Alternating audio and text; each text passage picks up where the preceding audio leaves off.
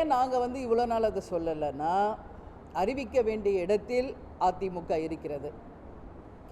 அதனால தான் நான் இப்போ கூட 1 வீக் முன்னாடி உங்ககிட்ட என்ன சொன்னேன், இது எங்களுடைய டர்ன். ஏற்கனவே அன்புமணி அவர்களுக்கும் ஜி.கே. வாசன் அவர்களுக்கும் அதிமுக தரப்பில் ராஜ்யசபா சீட் தரப்பட்டிருக்கிறது. இந்த முறை தேமுதிகவுக்கு என்று ஏற்கனவே உறுதி செய்யப்பட்ட ஒன்றுதான்.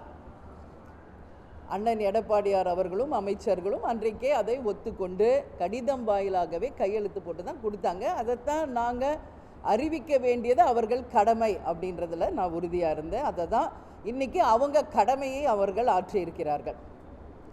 2025 26 ராஜ்யசபா சீட் அப்படின்னு அவங்க அறிவிச்சிருக்காங்க.